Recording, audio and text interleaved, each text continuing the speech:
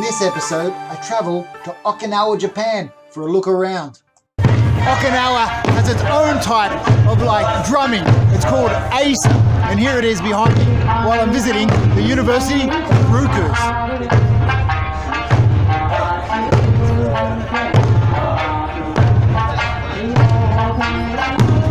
I love it. Depending on the regional style, there are 3 types of drums used in Eisa: large, medium and small. And this is accompanied by the 3-stringed Japanese guitar called the sanshin. How good is Japanese food? I'm going to go and try some now. One different thing about eating in Japan is the table setting. This is horigo tatsu, where you have the low table, but you also have a recess for your feet, so you can stretch your legs out. So it's the best of both worlds. Also in Japan is the immaculately presented food, whether it's seafood or beef. The aesthetically pleasing look of the Japanese food makes it even more delicious. Also on my tour, who knew that there was passionfruit farms? I'm going to go and try some.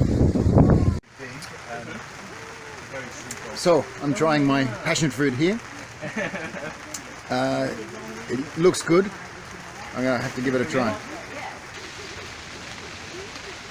So he goes to Tokyo. Delicious. Well, as we say in Japan, sugoi ne. It's sweet, it's sour, it's delicious. Having a humid subtropical climate, Okinawa has a range of tropical fruits that are grown in the prefecture. And similar to food served in restaurants, the fruit here is aesthetically pleasing. The passion fruits aren't wrinkled, they're uniform in colour, they're as spherical as can be. This is the Japanese style. Okay, I've had a bit of time to look around Okinawa. I'm here at a winery. It's a fruit winery, and I've picked up some lemon wine, and they also had passion fruit and mango. Anyway, quite sweet, but very nice. So I'll be looking forward to tasting that when I get back home. Another stop on my trip, I've come to see some glass blowing of Ryukyu glass. Very traditional, from many hundreds years ago.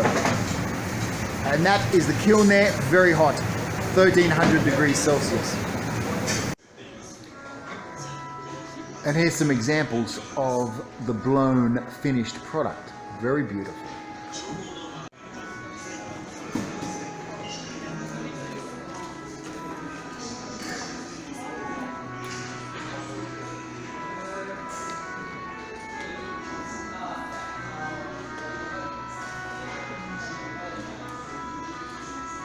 Lastly, I look around a local potter's place and see some of the interesting designs and creations that he's made.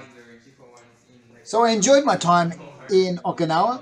It's interesting. It's got, the Japanese flavor, but it's also got its own culture.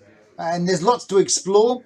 I tried to get off the beaten track and look at some of the local arts and crafts and foods there.